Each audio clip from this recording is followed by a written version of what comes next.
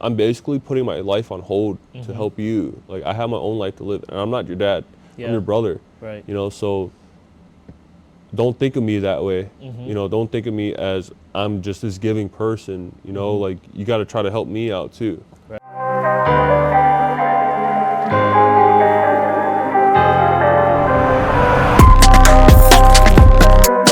What's going on, guys? Welcome to another episode of Minds Worth Noting. Today I have the pleasure to have my cuz DJ What's up, up in man? here. What's up, man? How you doing, DJ? I'm all right. It feels Yeah. good to be home. Yeah, he's coming Yeah. back to visit from Florida, Gainesville, right? Yeah, Gainesville. Gainesville. Gainesville, Florida. It's like north central area. 2 hours from everything. 2 hours from Orlando, Tampa, Jacksonville, Tallahassee. It's like right in the middle of Florida. Okay, cool. So the reason why I got him here is because he has a lot of crazy stories. I want to get a little bit of his background before we get into his story on what he does, you know, the crazy things he's seen, and just all those little moments where it was just like, wow, you know what I mean? It might have changed his life and it might change your life. So let's get to it. So, Deej, a little backstory of your life here. So born and raised in Buffalo, New York. Two parent or split household. Live with my mom. On the weekends, I had to go see my dad.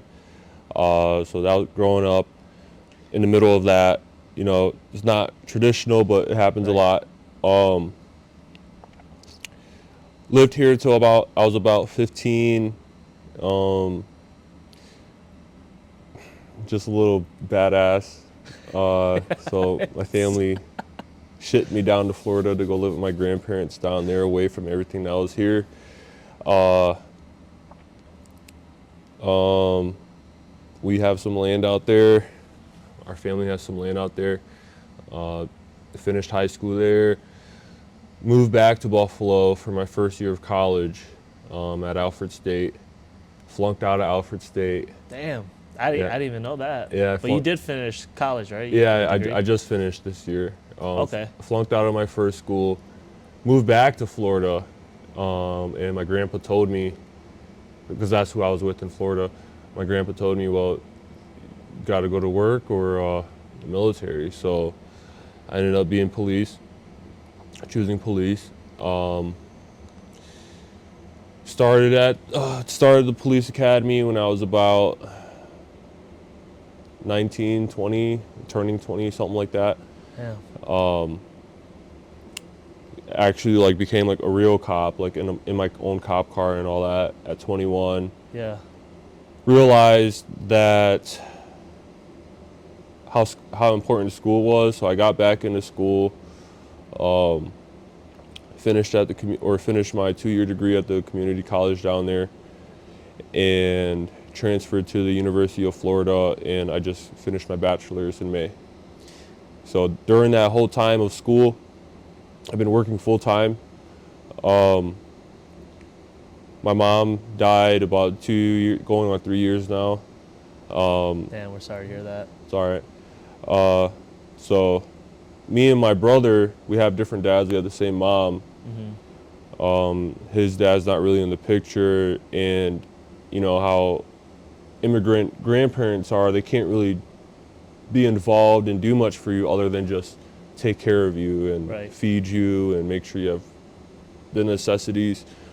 So the 14-year-old boy not having any real structure, I saw that as a concern, and I moved him down to Florida with me. I was 22, he was 14, and he's still with me. He finished high school down there. He graduated. He was not on track to graduate before. He graduated. Oh, that's great. He's in his nursing program at his Okay. school.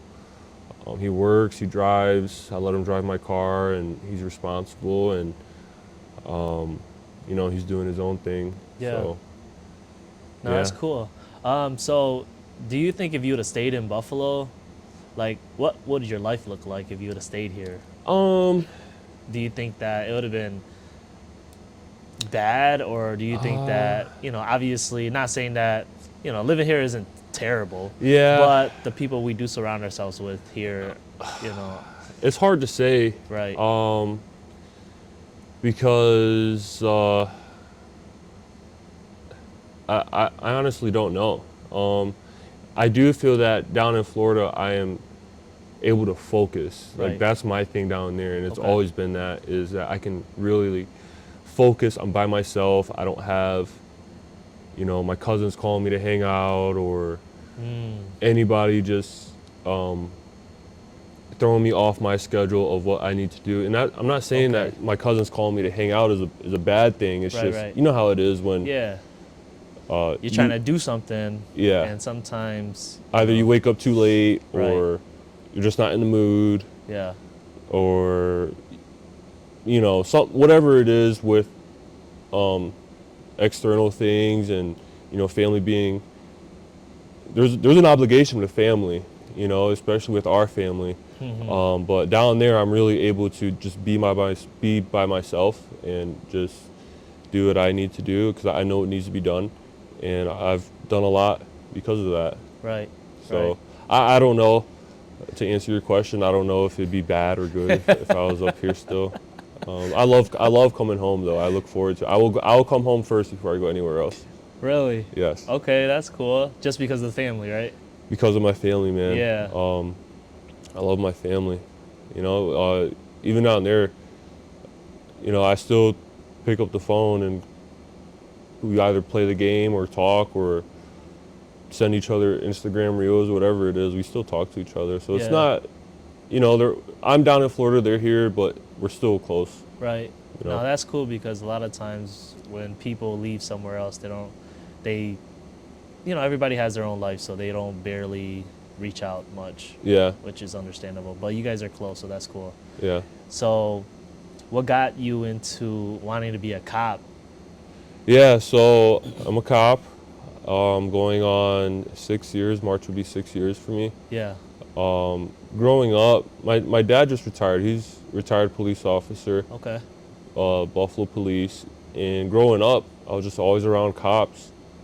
Um, my dad would drop me off at my mom's in the cop car.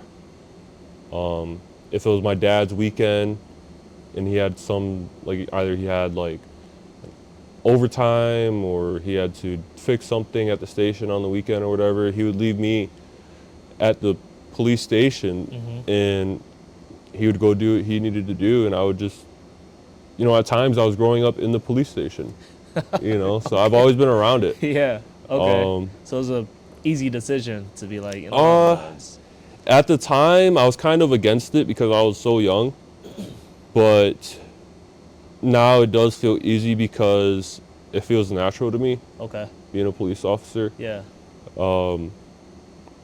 At the time, I really wasn't ready. I didn't feel like, but What know. was steering you away from not wanting to be a police Um, officer or so wanting to be one? my family kind of helped me out with that one. Mm-hmm.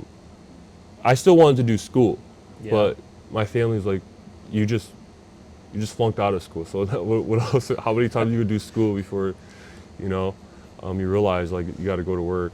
So they kind of pushed me to be police, and it was either police or military or fireman. And So civil service, no matter what.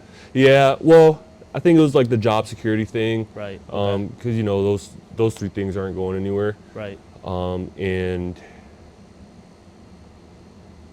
I was, like we were using my dad like as a reference, kind of. Mm-hmm. And my dad's network at his work for what I needed to do down in Florida. So it was kind of easy for me to get the job Right. and get started. So we kind of use that to our advantage. Yeah. Okay. That's cool. Yeah. So, what has been the most challenging part being a cop? Like, do you like it?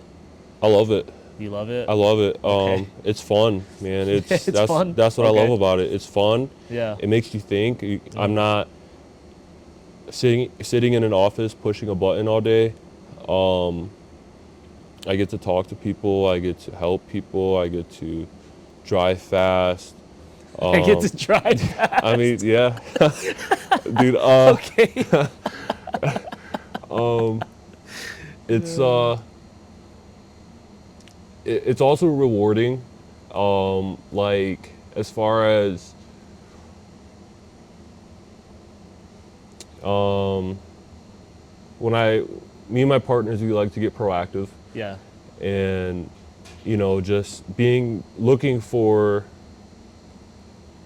a gun, an illegal gun, or an ounce of coke, or cookies or crack, or anything like bad stuff. That's the rewarding part.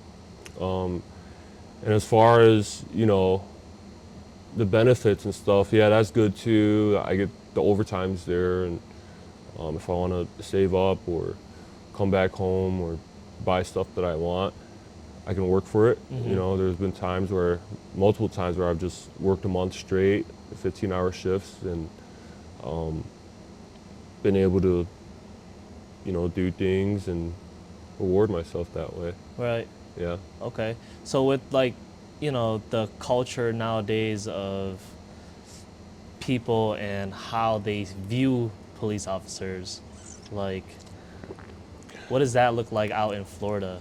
So Florida, they're very supportive of the police. Really? Okay. Some, just like anywhere else, Right. some people don't like police, but that doesn't really bother me. Well, it doesn't bother me, but I make sure to go the extra step and talk to people if I'm stopping them, if I'm arresting them, if they call for whatever, really just take the time to explain to them, because it's all customer service Right. for me. If you're nice to your customers, they'll have a better day, I guess. Right. I don't know. Okay. So I do take the time to talk to people, and that, to me, that's been a thing, and I see it from brand new cops and old cops, and I'm like right in the middle. So the new cops, they don't know how to talk to people yet. The old cops, some of them are just mean, Yeah. so Why are they mean? Like, why are they mean? yeah, like what makes them so mean? They're just old and grumpy. They're ready to get out, Oh, okay. and they've been there, done that. And I understand, Yeah. but that's them. Mm-hmm. I do my own thing. But yeah, so yeah, the opinion of people and on the police, it doesn't really bother me too much. Okay. Cool. So like, you're talking about like the newer cops and they don't know how to talk to people. Do you guys have like a specific training for that? Like to be able to really engage with the community at all? Well, there are specific trainings. They got like crisis intervention training. I've been to that one.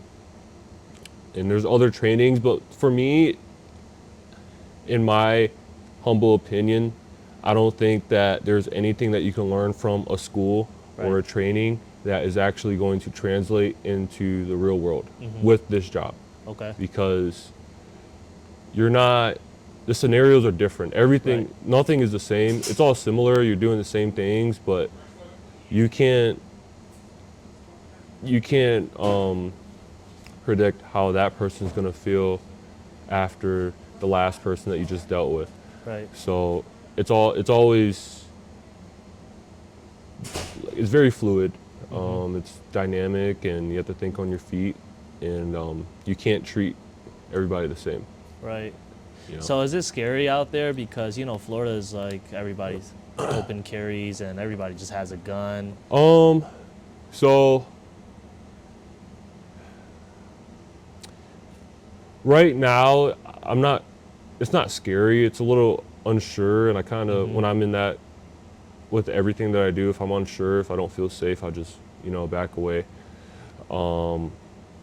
So the open carry stuff is still, it's very new. I think it just went through like last month. So Oh, okay. I'm still trying to digest it. I have to keep on like reading it over and over and over again and think about different caveats and scenarios and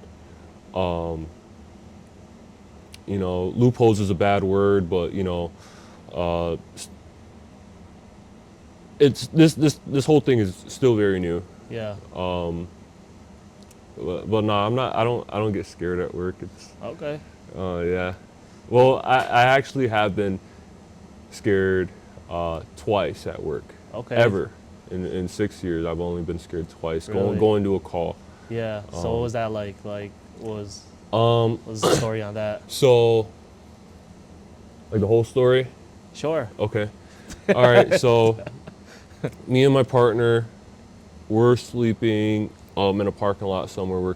We're car spooned. That's what they call when you cops When park. you park next to each other? Yeah. Okay. So we're sleeping, and I hear our senior officer, and he's like very calm on the radio. He's got everything under control, usually. But this night, we can hear him, and his voice is a little elevated. And he's like, I got him at gunpoint. So they got the bad guy at gunpoint. Yeah. So because I heard that come from my senior officer, I was like, damn, we're about to shoot this guy if he's saying that. He's SWAT, he's a Marine, and he's older than me. This is somebody that I look up to. So hearing that come from somebody like that to me was a little scary, but we got there and it wasn't it didn't turn into a shooting or anything, thank God. Yeah. I don't ever want to get into a shooting. I don't think any cop does, but something like that's serious, man. Right. Have you been to on a shootout at all, or?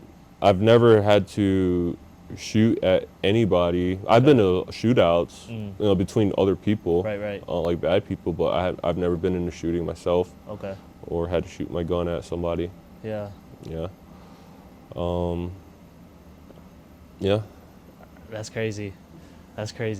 So like, if there was a time where, you had to pull the trigger, what would be one of those moments like?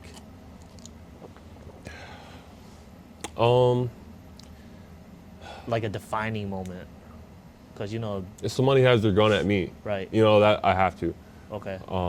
But it's so the job is so dynamic and fluid. Like you really have to be on your feet all the time and thinking, what if? There's so many things that can happen. But I think like the defining moment is if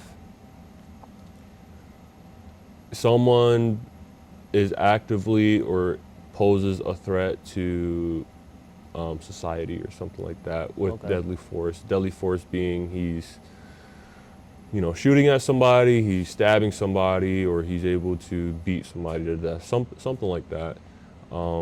That's pretty generic for Right. every police department almost. I don't know the narrative or the verbiage for mine, but we can always look it up in policy, but it really doesn't come down to policy, or it does, but like when it's in your face, you really have to make that split decision. Right.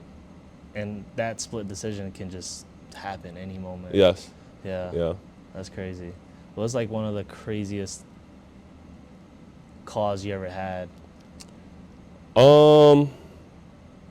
There's a lot, but I'd say the call that I'm most proud of, and I do a lot of things at work. Like I like to find guns and drugs and people with warrants, and I have like a bucket list of things. Like I want to find a rapist. I want to find a burglar, a robber, a shooter, a stabber.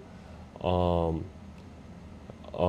the call that I'm most proud of is I prevented a mass shooting. So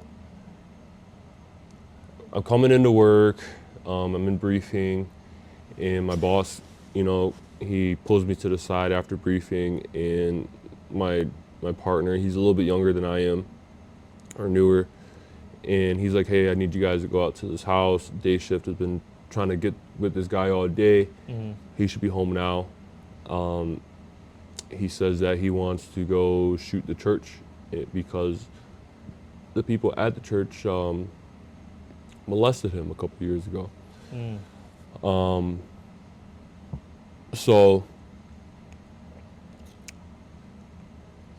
I'm like, all right. First, I was upset that day shift dumped this on me. Right. Because nobody likes that. Day shift dumped this on me. Two, I have like little to no information on how to talk to this guy because you told me that he was molested by the church, and it was true because the people that did it got convicted. The family sued and they won a settlement. But he's also saying that he wants to go shoot a church. So do I talk to him like a bad guy, a victim, or a crazy guy? Because there are different ways you talk to these people, and you kind of categorize them that way. And the third one was he wants to go shoot the church. Like, now I'm dealing with a gun. Right. Now I'm dealing with guns. Right.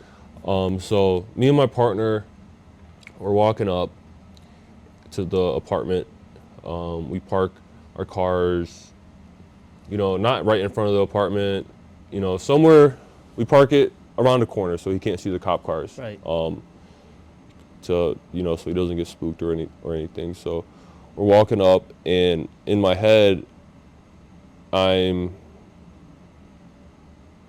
wasn't a little I was like nervous. I wasn't scared. Yeah. And I tell my partner, I'm like, dude, he's gonna come out with a gun.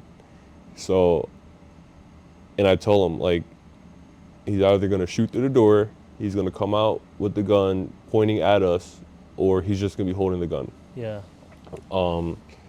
So we knock on the door, and the mom comes out. She's like, yeah, can you please talk to my son? He's not right. And we talk to, the guy comes out, and, I'm like, friendly, I don't want to argue with this guy, and the argument possibly turn into a fight. Now we're, I'm fighting this guy who possibly has a gun. But, he comes out, I'm talking to him, and I see the clip to his holster, and it was on his waist. And I asked him, hey, man, is it okay if I take your gun off you? And he's like, no. And,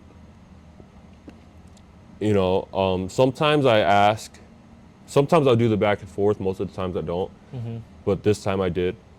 And I said, why? And he said, because it's my right to carry. And at that point, he's not a bad guy yet. Right. I didn't have any charges to legally take the gun off him. He's old enough to carry. And he's not like committing a crime in my face. Right. With having that gun on him. So I sit him down or I ask him to sit down. I'm talking to him, I'm building rapport. And eventually I have to bring up the big question, what's going on at the church? Anytime I brought up the church, it would make him shut down, and I would see it in his face.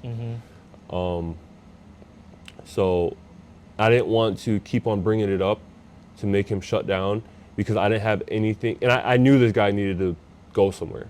So I didn't want to keep on bringing it up and me end up with nothing, and he just goes back in the house and I leave, and as soon as I leave, he goes to the church and shoots the church and does everything that he says he wants to do. Right. So I start stalling. Talk about shoes and sports, whatever. We talk about FanDuel and betting and stuff like that. Okay. So, after building rapport with this guy, and I talked with this guy for like 45 minutes. We had Yeah. good conversation actually. Um,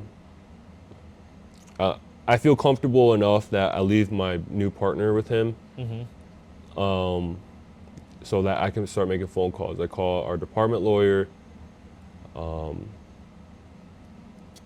the church. I'm talking to his mom. His mom's in the house. I'm talking to her on the phone. Mm-hmm. I call my boss. I'm trying to figure something out. I'm telling them like, right now I don't have much Right. to actually take this guy. Um,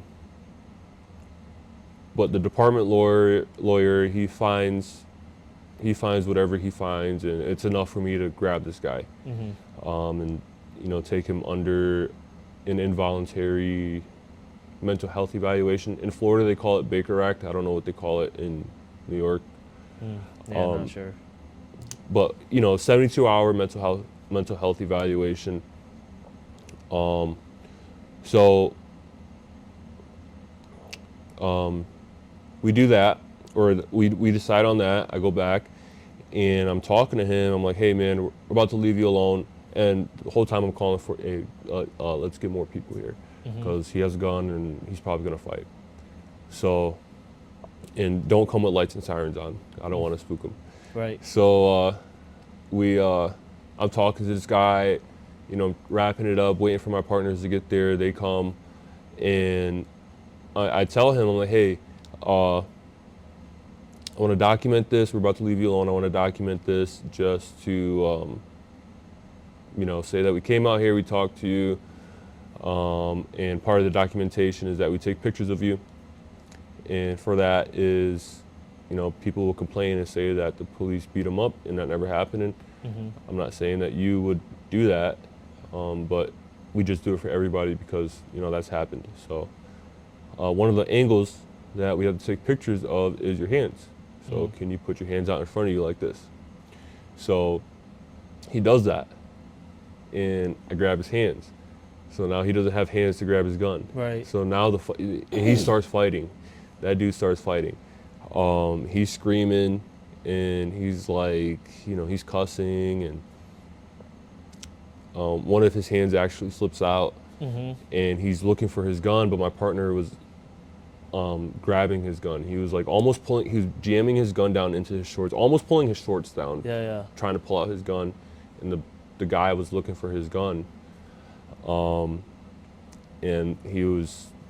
the guy who was screaming, just shoot me, just do it now, and and I felt bad because he was a victim of a church, Right. and how are you going to tell a victim how to feel? Right. And it's not right to say that you want to go shoot the church, but it's Yeah. not coming from nothing. The church did that to him, kind of. But it wasn't like the whole church. No, that it was on just people at the church, and but it's a church. A church is as sensitive as a school or a Right. hospital. But so we got him in handcuffs. We take him to a mental health evaluation. Mom lets us in the house. She says, Mm-hmm. hey, please take his guns. We got the settlement money from the church. He's spending it all on guns. The dude had That's crazy. 9 guns and a bunch of ammo, vest. That dude was ready, man. Yeah. He was ready for a mass shooting. Yeah. And I really appreciate the experience that I got from being able to handle something like that, because Mhm. it takes talking, it takes picking up on certain cues. Just all my experience led me up to that day, Yeah. and it worked out. And everybody was safe. Nobody got hurt. It didn't turn into a shooting. We didn't shoot him. He didn't shoot us. He didn't go shoot the church. So I really, me, I think that if my boss had put any other cop on that, it Would've wouldn't been have worked bad. out that way. Either it wouldn't, like, the guy would have been let go back in the house, and he would have done whatever he wanted to do afterwards, or the cops just would have shot him straight up. And I'm not saying that, you know, I'm not tooting my own horn, but it's it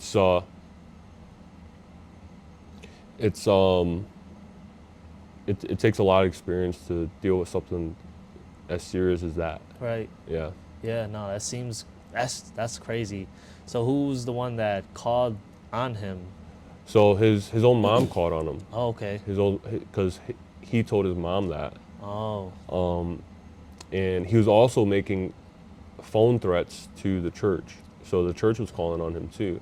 right. So That's crazy. that's why it was so serious. Right, right. Yeah, the crazy part is like the church gets sued, but the church didn't shut down. Well, I think it was only like a few like staff members of the church or something like that. And it was like after school church or Oh, that's crazy. something like that. I don't know. Yeah. Because it was a few years ago, and the guy is still going through trial, Mm-hmm. having to testify in trial for it. Wow. So he's trying to get away. Like he actually doesn't live in Florida, Oh, okay. but he has to keep on coming back to town to testify. Where does And he live? I think he's just doing his thing. He's 22 years old, Okay. just doing it, or he was doing his thing. Yeah. So he's in jail still now? Yeah, now he's in jail, but Okay. he has to keep on coming back, or he had to keep on coming back to Florida to testify, Right. and it's re-victimizing him because he's having to relive it Yeah. all over again. And you know how lawyers are, and Yeah, they They just get- keep on. they get real specific. Yeah. They and you're in pretty front much of antagonize you. yeah, and Yeah. you're in front of people Right. explaining these things Yeah. to Just trying to plead your case. yeah, and I saw it, you know, and I believed it, that this is why he felt this way, because he's having to keep on talking about it. Yeah. That's crazy. Yeah. Like, just imagine, like, all the people that did mass shootings, like, what was going through their heads. And, you know, at first, at first they're not a person that wants to go out and shoot. Yeah. But then they Yeah. keep on reliving the same nightmare over and over and Yeah. over again. Yeah, and I'm not saying that, you know, he should cope by shooting up the church, but Yeah, you know, right. it's him saying that isn't coming from anywhere. Right, You know, so I felt bad a little bit, but Yeah. you know, he had to sit down for that. So, but it's, you know, because I still have to think about the church. Right. You know, think about and the people. Yeah. Yeah. So did all those people that did, you know, get charged, are they all in jail too, or? I know one of them is. Okay. What I heard is that he's still having to testify on the other one, Wow. which is why he's Yeah. acting up like that. Yeah, that's crazy. That's insane. Yeah. So what have been like your biggest life lessons throughout this whole journey of being a police officer? Respect. Okay. 100%. You should respect, as a police officer, you should respect everybody that you talk to, because you know, that goes a long way, and people appreciate that. Like I've talked to people that just got out for doing 20 years, and they appreciate, they know better than to you know, just talk bad to a cop, because if they talk bad inside, they'll probably get beat up by the cops inside. You know, Okay. or talk bad to each other. Yeah. You know, in prison. You know, that doesn't fly. So respect is a big thing on the street too. Okay.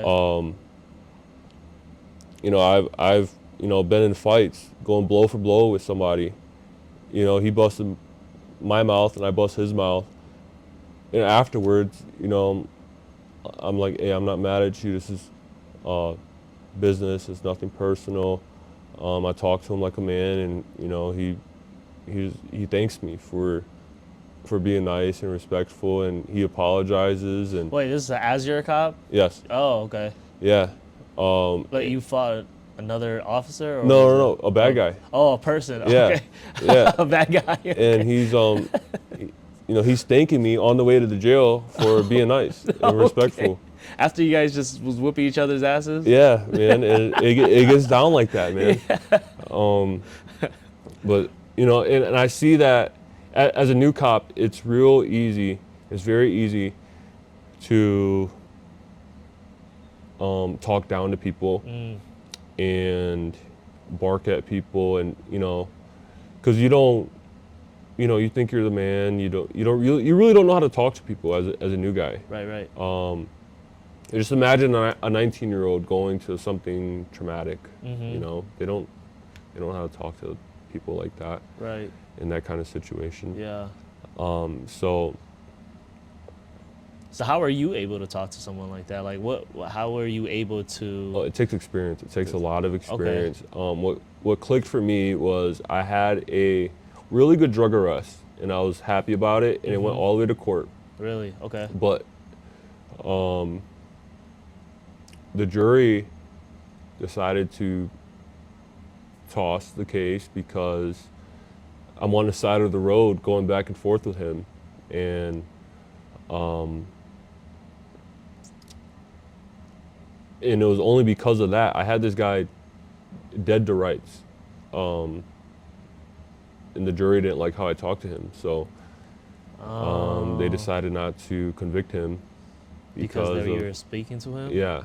So after that, I realized, like, wow, my body cam means a lot, because I would have won if I was nice to him. Now I imagine, or now I'm thinking forward, if I'm nice to everybody, they can't say that I'm mean or disrespectful or confrontational. And how would it look if somebody I am taken to jail for, something that's worth taking somebody to jail, like guns and, a bunch of drugs or whatever. How would it look if they were the only one that was mean on the camera and I was the nice one? So Right. Right. I took that, and now I'm just nice to everybody. Okay. Damn. So the DJ that first started was just like how is the DJ when you first started to the person you are now? Like when you. Oh, dude, I grew up a lot, man. I couldn't stay out of trouble, man. Like I was in trouble like at least once a month, for like. But that was here though, right? That was in Buffalo. Or you talking about when you first started working? Yeah, when I first started working. Okay. So you're in trouble. Oh, dude, when I was in Buffalo, dude, I was off the chain, man. I was, and I appreciate those times because that, Okay. I use that at work. Yeah. How do I think about somebody that's doing bad things?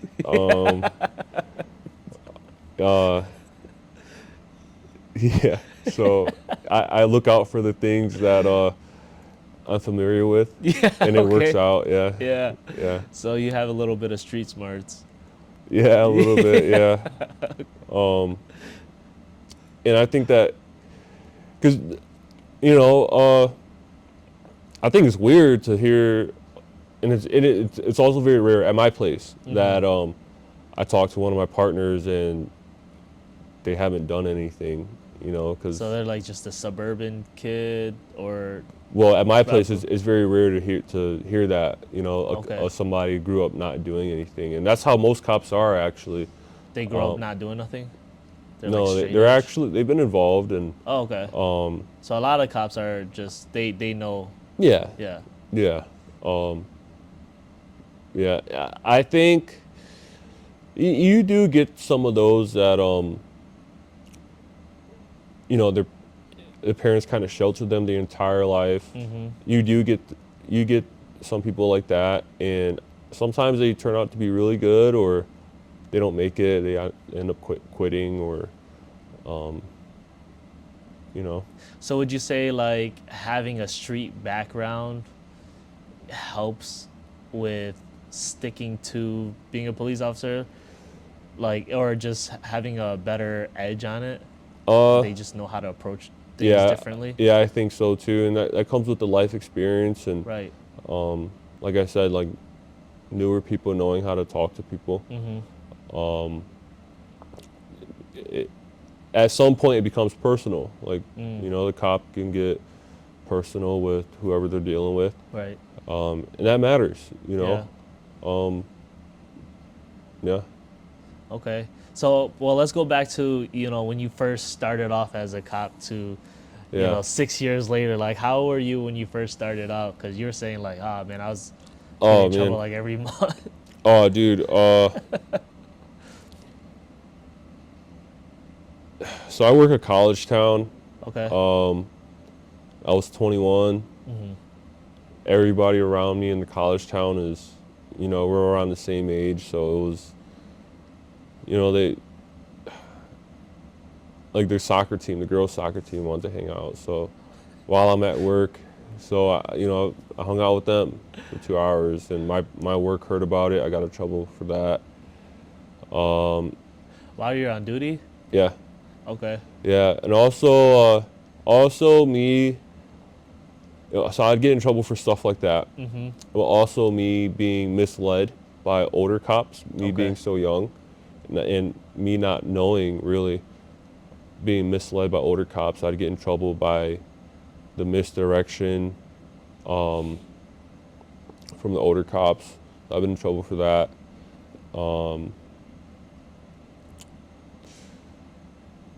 Yeah, that's, pretty much, stuff like that. Okay. Being young and being doing the wrong thing because I don't know, or being told the wrong thing. Right. So that's pretty typical for, For a new cop? yeah. Okay. All right. So, you know, obviously you didn't know how to really engage with people, and after that incident with you losing the case to the guy you tried to put away Hmm. because he was had narcotics and things like that, like your perspective changed, right? Yes, it You did. know, you wanted to be a little bit more friendlier, Yeah. be a little bit more engaging, and not trying to. So like, what life lessons can you take from that to like the everyday lifestyle for just a regular Joe? Like what kind of advice would you give to someone that's a little bit of a hothead? Uh, well,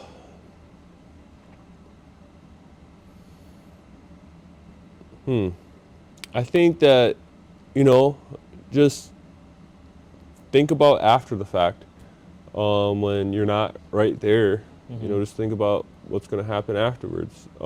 Whether you're treating your family like that, or Mm-hmm. strangers, or, um, you know, what do you gain from being mean, Mm-hmm. and what do you gain from being nice? You Right. know, if I'm nice to somebody, the next time they see me, they'll probably, be welcoming. Or if I'm mean to somebody, uh, it won't be as pleasant. But I don't know, man. After, like, once I'm out of work, I'm not too. I don't think I'm that approachable. Um, so I really don't. Um, like, put the effort to being nice or mean. I just kind of just stay in my own lane and just Okay. do what I need to do. Yeah. Yeah.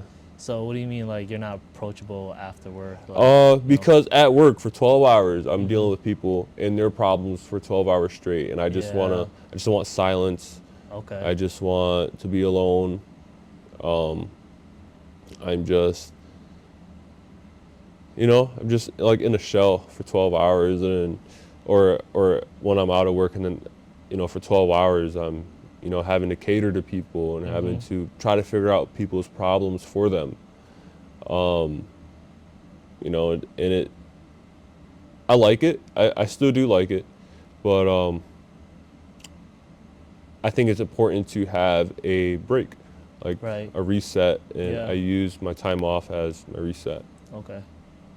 Has there, besides that specific time, has there been any other time that you had where, you had a moment where you're like, my perspective needs to change in order for my life to get better? Um, Whether you were younger or whether, within these few years, like, I think that finishing school was very important to me, even though you don't need a degree to be a cop. right. But for me, it, I always, and I knew I would have felt this way in the future, that it would have just hung over my head, like something that I should have done, and I started it and never finished it. So Mm-hmm. I do feel like now that I finished school, I don't feel that anymore. Mm, I don't feel pressure from that anymore, right. and I'm on the fence about going back to school for my master's. Okay. I'm not sure yet. Um, because, like I said, you don't need a degree to be a cop. Right. But I really wanted to finish school because both my parents never finished school. Mm-hmm. Um, my brother looks up to me, Mm, and my family and my children. I would want them to go to school right. and do more than I've done. Yeah. So Okay. the stuff like that matters to me, and I feel like my life is a little bit less stressful because I finished school now, and yeah, That's it's crazy. Where more does of a that, personal yeah. thing. Where does that pressure come from, do you think? Like the idea that you had to finish school. Um,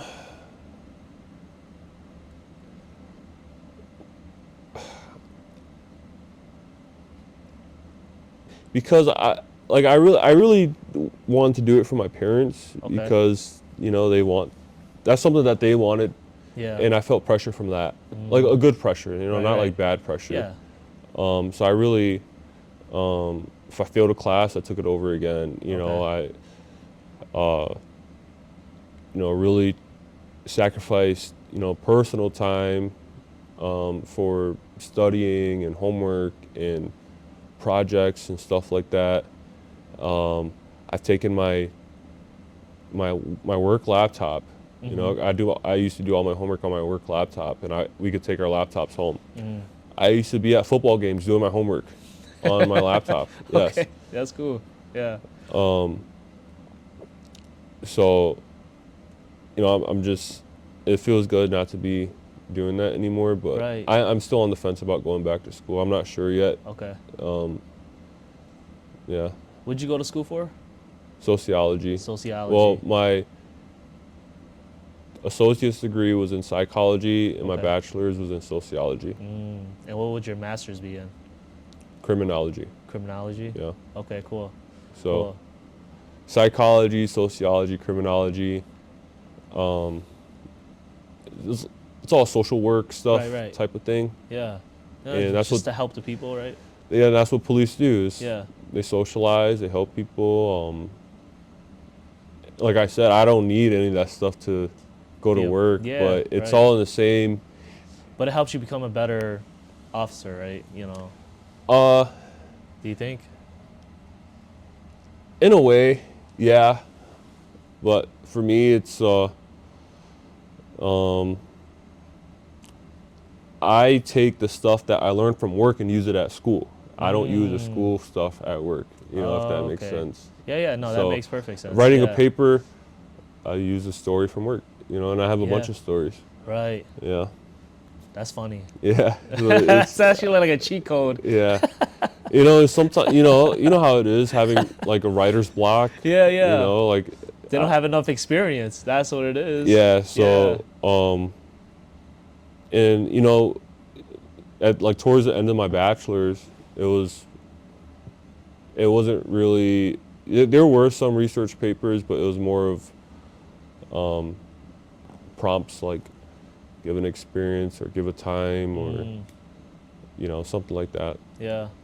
Okay, that's cool.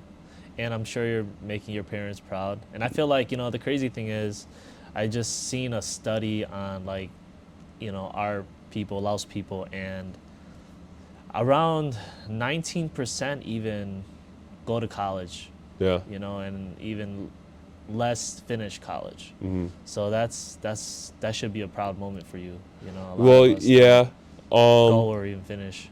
yeah, I think I've heard of that too, but I also think of it as, you know, what are we, like second or third No, generation? well, I'm first generation. Okay. You should be second, Okay. right? Well, I really, Well, was um, your mom born here? She wasn't born my here, mom right? was born here. Okay, yeah, then you're second generation. Okay. Well, I think that, when our people started to immigrate over, Mm-hmm. they came here and got to work. Right.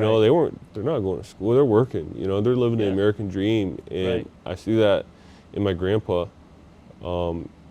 He came over here, bought houses, sold houses, built houses, worked 30 years to retirement. He has a Mm-hmm. pension. And that's the American dream. And he's able to provide for his family by doing that. Mm. Um, so I don't know how many immigrants actually came over and started going to school instead of work. That's my thing. Yeah, I mean, for a lot of, I would say a lot of immigrants do, like, not the immediate immigrants that come, but their children. They want to push their children to go to school so they don't have to work hard and Yeah. have that lifestyle that they have, and how hard it was. They had to work 2-3 jobs just to put food on the table or Yeah. pay bills. So they encourage their children to go to school. I mean, if you see like these Indian or Bangladesh, or a lot of the Middle Eastern cultures, even freaking Chinese, or other Asian cultures, they encourage their children to be like doctors, lawyers, Yeah. business owners, engineers, computer engineers, things like that. And for us, I think what really held us back is, I seen an article about, like, Laos is like the most bombed country in the world. Did you know that? Bombed? Yeah. I didn't know that. They got bombed the most out of every country in the world. Wow. Like, because during the Vietnam War, America, obviously Laos and Vietnam is like right next to each other. So they were like bombing us too. Yeah. For them. Like, it's crazy. But Wow. so we have a lot of our grandparents or parents have a lot of traumatic experiences Oh, yeah. from that, altercation with a country that we didn't even have any part of.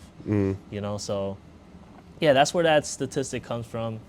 And it's a proud moment for you, man. Like, and let's talk about your brother, like how you helped him come to Florida, and now he's a young man and he's doing his own thing. Like, Yeah. that's sweet. So my little brother, man, I'm proud of him. I'm very proud of him.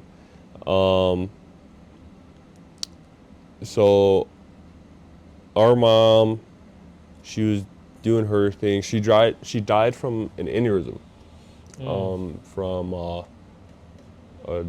a bad drinking habit.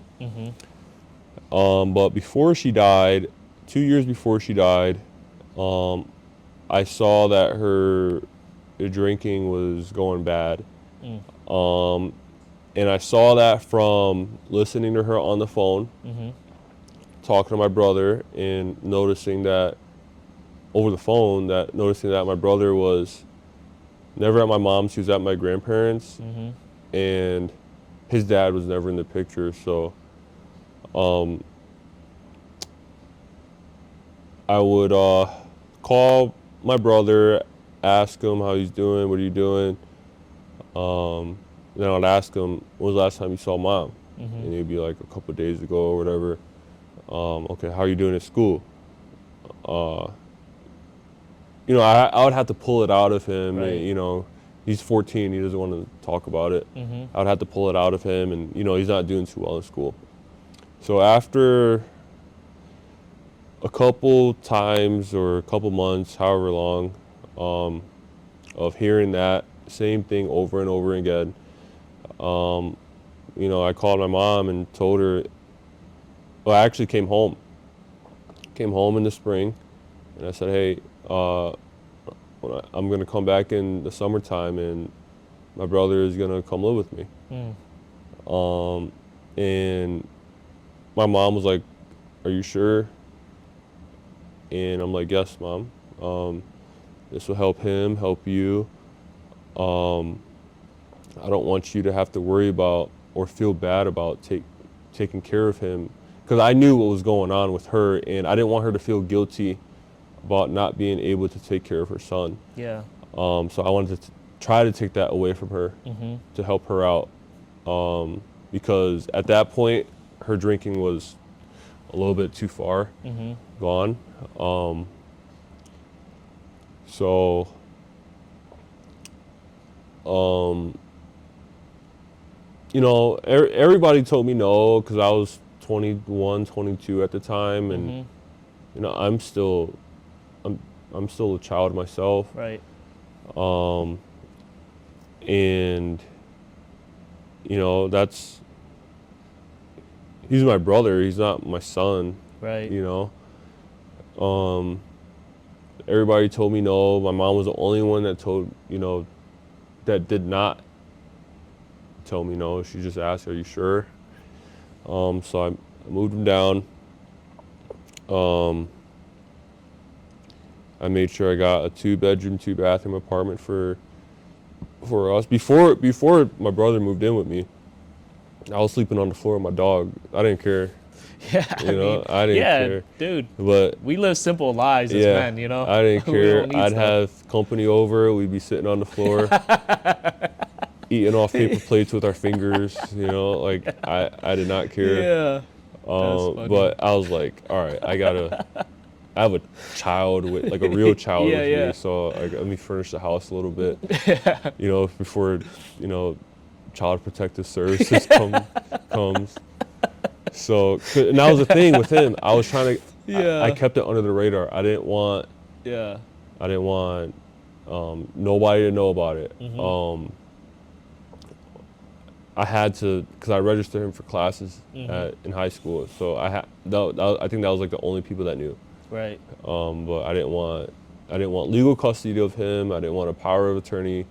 I just tried to keep it under the radar because I didn't want people coming to Right, my knocking house. on the door. So how were you able to sign him up for school if you weren't his legal guardian? Just made it work. Yo, I that's asked, crazy. so I would go to the school, Yeah. and I would go to the school and try to register him, but I knew they wouldn't let me. Yeah. But I also knew that they would be like, "Hey, you got to come with this, this, and this." Yeah. So I'd call my mom. I'm like, "Hey, Mom, I need this, this, and this, so I can Yeah. register for him in school." Yeah. And that's what I did, and it worked. That's and crazy. And I did that for 3 years. He was in high school for 3 years. Yo, that is wild. Yeah. So, yeah, yeah. Yo, that's crazy. School didn't even be like, who is this guy? Yeah, for real. But sometimes I would Oh, that's funny. sometimes I would show up in my uniform, Oh, okay. so I wouldn't get the questions Right. of, "You're not his dad," or Right. who are you? You know. Yeah. So, Okay. You know. So they already automatically trust the police officer. Yeah. Like, all right, this guy is, Yeah. you know. But it worked out though, I man. mean, that's good though, you know, Yeah. right? Yeah. Yeah. I mean, he got to live a better life. I'm pretty sure, you know, he got to live a life that was, you know, it wouldn't have been the same if he would have stayed here, right?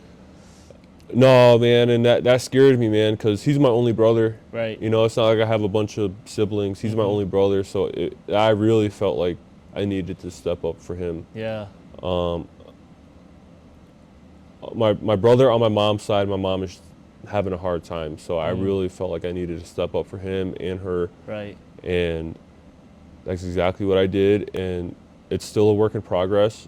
Yeah. He's, you know, everybody graduates from high school. Now it's time to really lock in and Right. finish school so you can start your career. So that's very commendable for you as a Thank you. fucking son, Yeah. you know, as an older brother. I don't think man, that's tough. You It know, is. you would hear people taking care of their siblings and things like that, but Yeah. like, you know, you already was living somewhere else, was like, hey, mom, I'm gonna come take my little brother, Yeah. make sure he has a better life, you know. Yeah. And although people was against it, you still did it. Yeah. And like I said, I'm sure he's doing great. You know, you said he has a job. Yeah, yeah. He He, drives and just a stuff. part-time job working Yeah, at that's the fine. gym, Yeah. that we've been going to. Yeah. He does that. He's in school, and Mm-hmm. that's all he can do right now. Right. Being a sophomore in college. Okay. But he's in the nursing program. Yeah. He's in the nursing program. See, and that's fucking so, amazing. Like, do you yeah. think he would have ever even thought about college if he was back here at all? With the situation? I don't know. Right. And that's the thing that was important to me, was that being a good role model for him. Right. Is that here he doesn't really have that, because Yeah. his dad's not in the picture. Mm-hmm.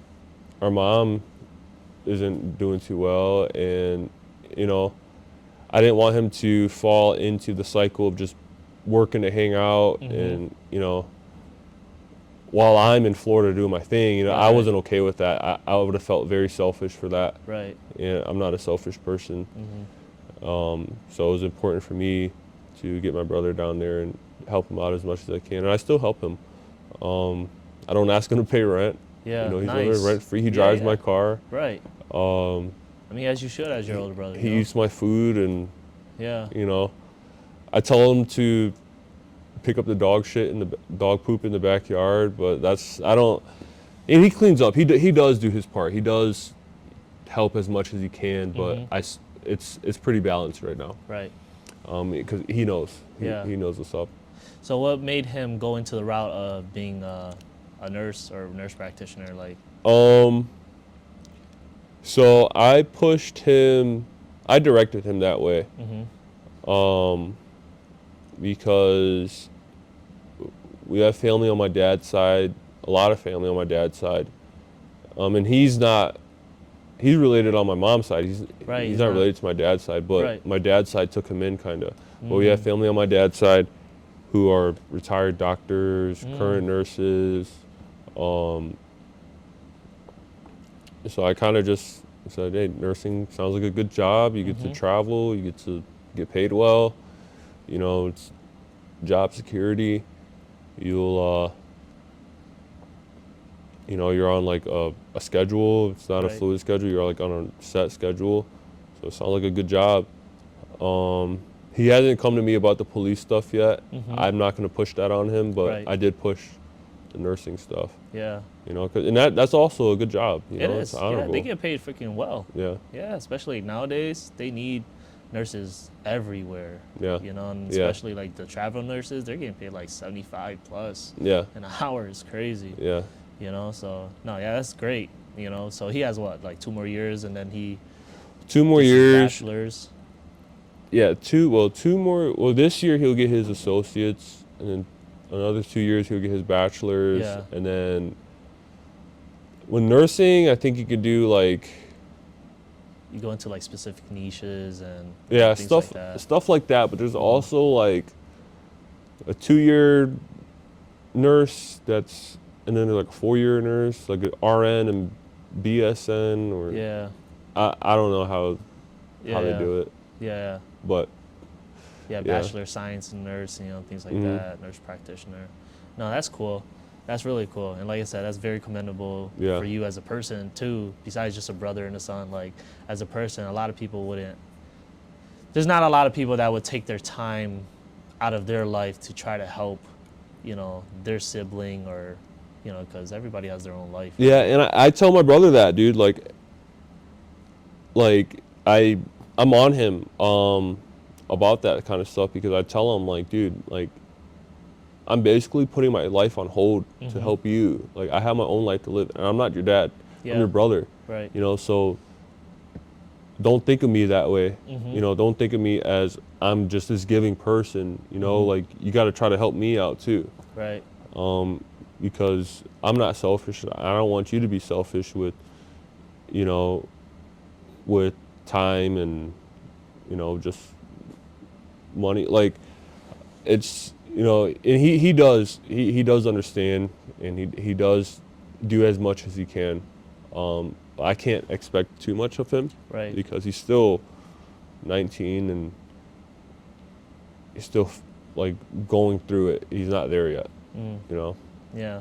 No, that's But cool. I'm sure he'll be good. Yeah. He'll be well off. With all these compelling stories and, you know, the person you are today, right now, and I'm sure you're gonna keep on growing and evolving. Within the next 5 years, what does that look like for you? Like, as far as like your life?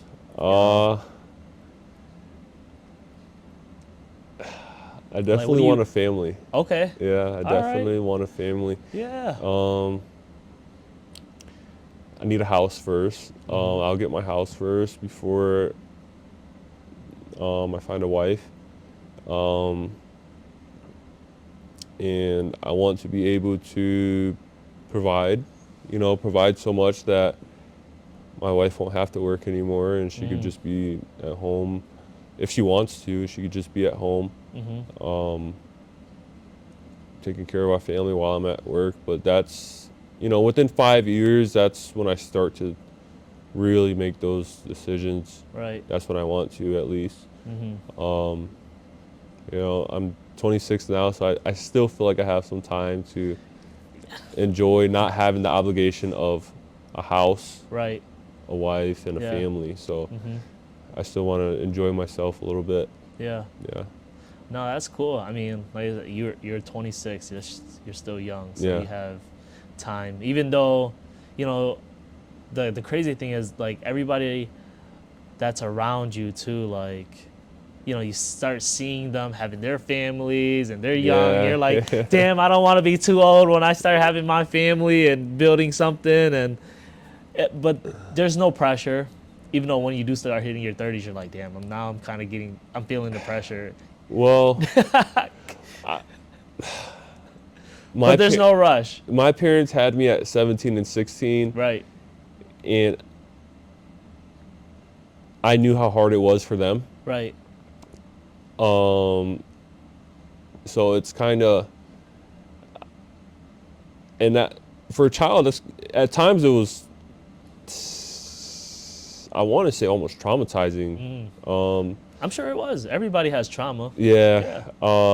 And I do not want to put my children through that. Right. So that's kind of part of the reason why I definitely want children, just not right now.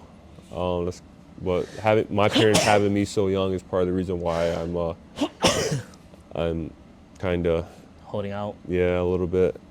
There's nothing wrong with that. Well, yeah. I also think about, like, it's scary you think one person is the right person, and then, how long do you really have to vest somebody before, you really make a commitment like that?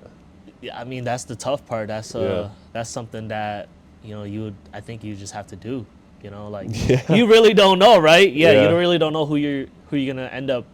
Well, you don't really know who the mother of your child will be. You don't know who your wife is going to be. Yeah. Things can always change in the flip of the dime. But I would say a few good indicators would be, like, look at how their family is. Yeah. And I'm not saying that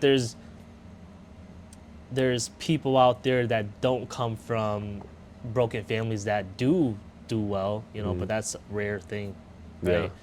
So you got to look at how their family is, what their relationship is with, either parents, like, how good of a relationship do they have, how much respect do they have for their fathers, Yeah. Because that's also really huge. Yeah. They're out here like, I hate you, Dad, Yeah. I don't know, it's gonna be, that's one of those things, like, they just hate men in general, because if they hate their fathers, and and don't get me wrong, I'm sure there's a good reason why, but like I said, not all of them are like that. Not all of them are gonna be like terrible wives or terrible whatever. They just have to go through their own healing with their traumatic experiences. Yeah. But there's plenty of there's plenty of people out there, man. And if it's not in America, dude, you can always go back home, or you can go to like other countries. Yeah, you know? yeah. There's a ton of those, you know. Like you don't have to just stay and look in Yeah. America. We have a lot of places in this world, Yeah. which a lot of people kind of do that. Which Yeah. it's crazy. Toronto was nice last night. It was nice, dude. Dude, Canada. I mean, yeah, Canada is pretty cool. Dude, I don't want to say too much, but Toronto's. It's nice. It's very nice. I've been to a lot of places, all up and down the East Coast. Mm-hmm. I think Toronto is like probably the nicest. Okay. Very good food and culture. It's nice. I mean, we also have the West Coast, you know. Yeah. You know, I haven't been to the West Coast yet. I want to see a mountain and canyons or whatever they got down there. Yeah. You want to see the views out there? Yeah. I mean, you do have Canada over there too, like Vancouver, Oh, yeah, British they do. Columbia, Yep. beautiful. You know, you got Banff National Park. You know, yeah. There's a lot of nice scenery everywhere. You know, you Yeah. just gotta Yeah. lead and choose the person that you know. That's pretty much it. Yeah. You know. Yeah. But yeah, no, I love that. You know, I love that you want to have a family, you want to build, you want to get your house first. Because obviously, you know, they say like the woman, you know, you have the home and then the woman makes it a home. Yeah. Right. You know, you want your wife to be a stay-at-home wife and mother. And if they want to work, that's okay. Like, that's Yeah. great. Who wouldn't want that? You know, for like, Yeah. what woman wouldn't want that? Come Yeah. on, let's be realistic now. You know, I Yeah. mean, there's some that probably don't, but, you know. I want to be able to offer that option for And my that's- partner. Yeah, that's a My great, wife. yeah, hell yeah, dude, because that sets you apart from a lot of other men out here, you know. Yeah. Not saying that there's a lot of selfish men out here, but, Mm-hmm. you know, a lot of people, it's hard in this society to want to be able to be just the sole provider and being like, hey, babe, you can stay at home and Yeah. take care of the kids. Yeah. There's a lot of people are like, no, you have to work too because, you know, these bills ain't going to pay themselves. Yeah. No. Like I want to be able to do that. If she wants to work, that's fine. She can work. If she wants to stay at home, that's okay too. Yeah. Whatever she wants to do, I want to be able to do it. You know. Okay. That's cool. So, any last advice for people out here that, you know, are thinking about what career path they should take or what they should, you know, life lessons they should learn early on before, you know, something really impacts their life? Like, It's hard to say, man. I'm still figuring it out myself. oh, obviously, we're all still figuring it Um, out. I mean, from your experience, you know, like we already knocked down the respect aspect. We knocked down the learning how to talk to people and being nice. What else is there that you've learned that you can pass on to someone?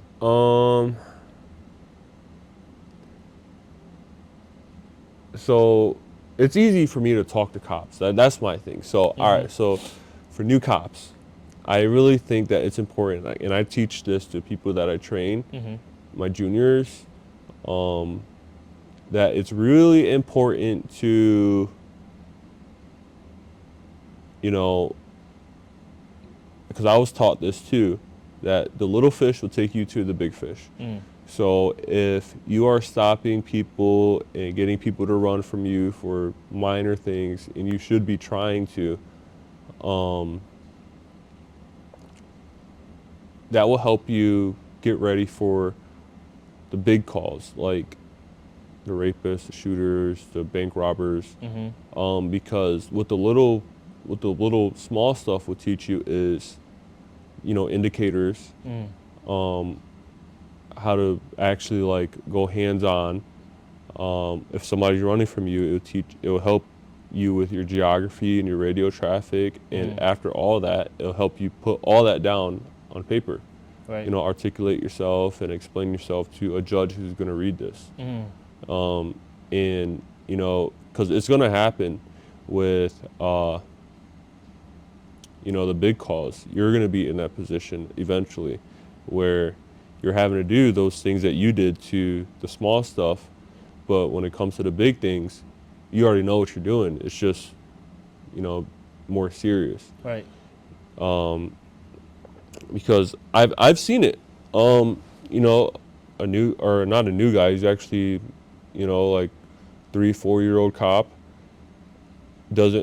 never wanted to do anything, but he was right around the corner from a lady that just got beat up and robbed, and he didn't know how to handle it. Okay. He didn't know the questions to ask her. He didn't even know it was a robbery when crazy. she called. Yeah. Like she was just beat up, and she was, somebody else had to come help that cop. But time is of the essence when it's something Yeah. like that, because, say, you're wasting time just looking at her, not trying to figure anything out because you're so shocked because you've never seen anything like that. As opposed to, okay, she just got beat up, he stole her ring, I have, strong arm robbery, and the guy last seen wearing all black, he's running on foot, and this happened 1 minute ago. 1 minute versus 10-15 minutes is a long time for somebody to be running for their life. Somebody who doesn't want to go to jail, or on a bicycle, or in a car. So the quicker response, and that matters. So, and that, like I said, that comes from learning how to stop people who aren't doing that things that aren't that serious. Okay. Yeah. Okay. Yeah, the little small things. Yeah. And then you can translate. I mean, and it's crazy that you were breaking that down, because in my mind, as you were breaking that down in your field, I was breaking that down in life, because a lot of people have this big picture. They just don't know how to get there, and they're at a point where they're just like, I wanna do something, and they know what they want to do, but they don't know how to break it down into smaller steps to get to that big picture, right? Yeah. So that was one of the things that was in my head, like, breaking down those small steps. Okay, if I wanted to start a business, and I already have the whole idea in my head, how should I break this down? All right, first thing I should do is, obviously get the LLC going. If I already had the name. If I don't have the name, create a name, get the LLC going, get the network system going, get the merchandise of the product or whatever services you're going to be offering. Yeah. And, start doing those little things to be able to, compound that. So that's, and, you, like you said, like, as you're building up that rapport with, getting these small guys to then find the bigger fish, you're also building the little steps to be able to get your big goal. Now you're finally at that big business plan, or, you getting that building, or whatever the case may be. Like, that can translate to life too. Well, yeah, I mean, with my little brother, I just tell him he needed help picking something, so I'm going to pick something for him. Yeah. And you're going to do this until you get it. Right. And I showed you what hard work looks like, because you've seen me go through it, and I'm still going through it. And I don't expect anything less of that. Right. So, and he picked up. He's doing it, man. He's grinding right now. Right. Taking the necessary steps, And I show him what comes from that. You get to buy things, you get to go on trips and stuff. And as he's been getting older, I've been not taking away from him, but like doing things without him. Right. So he doesn't feel like it's always given to him, and he has to work for it. And that's very important, especially for a lot of people, because a lot of times people expect it now. Yeah. So you've been doing it for so long, and when they don't get it, now they start acting out. Yeah, so thank God I don't get that reaction from my brother, because he'd be with his dad not doing nothing. Right. But my brother respects me. But I've been Damn, so you would have gave him the boot if he don't even respect you? Nah, just like, straight up, bro. I'm not his dad. I'm his brother, bro. I'm not your dad. For real, you could do that to your dad, not me. I don't have to do this. Yeah, you know? no, absolutely, yes, yo. I think people really don't understand. Like when you're helping someone out, Yeah.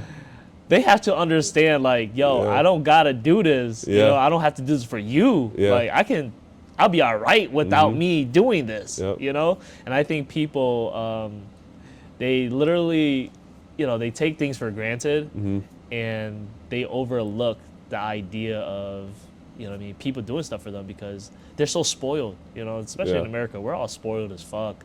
So like when people help out, it's kind of like, we kind of expect it, but it's like, nah, man, stop expecting shit. Yeah. Because ain't nobody gonna really be out here helping you the way you really wanted to be helped. And stop being upset when someone stops helping you. Yeah. No, and I tell my brother straight up, and I have hard talks with him, Yeah. and I tell him straight up. And if he wants to be soft about it, I tell him, dude, your mom didn't raise you to be soft. I'm not soft. If you want to be soft, you can be soft and out of my house doing whatever. You know, you can mope around all day. You know, it's time to get to work. Yeah. For real. Yeah, no, that's yeah. Life is hard, dude. Yo, This is life a cold is world, hard. man. Yeah, no, for a fact. This world will eat you up, dude, Yup. if you're not on top of it. Yeah. Really. So yeah, that's important, man. Yeah, he gets it though. He understands. I make it clear. Make it clear. Yeah.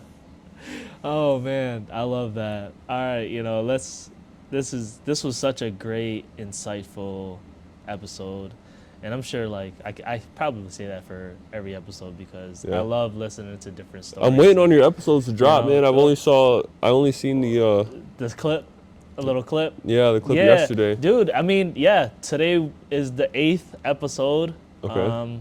I got one Wednesday and Friday, so you know that's 10. So then now Yeah, you're things pumping are, right now. Oh, dude, things are gonna start dropping soon. You know, and I want to keep the momentum going. So that's the whole idea. Yeah, man. I know that cops, they love to talk about like, stories, and people like to hear that kind of stuff. Dude, So yeah. you get another cop on here, man. Dude, I'm willing to, yeah, Yeah. heck yeah. I'm always open to it because it's not only the stories, but like, you know, a little bit of life lessons that you can take from it so Yeah. that it can help someone else Yeah. navigate through life. Yep. But dude, I appreciate you coming here. I mean, I know you're on vacation and you took the time to come Yeah. here and sit and talk with me for an hour. I freaking appreciate that. That was awesome. Absolutely. Thank you for having me, Yeah, man. no, that shit was dope. It was a good time. Yeah, for sure. Yeah. Well, I'm proud of you, dude. thanks. Absolutely. No, man. I'm I proud of mean you it. too. Thank you, bro. you know, it's really. I think that I don't think that we say that enough to each other. You know. Dude, I mean it, dude. Yeah, no, You know, because you could be on the street. You know, you could be on the street sleeping on cardboard. You know, like Yeah. you look good. You're doing your thing, man. You know, I really am proud of you. No, I'm proud of you too, and I appreciate that. I'm proud of the person you are. Thank I'm you. proud of the person that you're becoming, and I'm grateful that you was able to take care of your brother. You know, take Yeah. a little load off your mom's. Yeah. You know, and you're doing great. Thank You you. know what I'm saying? Just keep going. Thank I you. love that. Yeah, I love that, yo. Thank you. You know?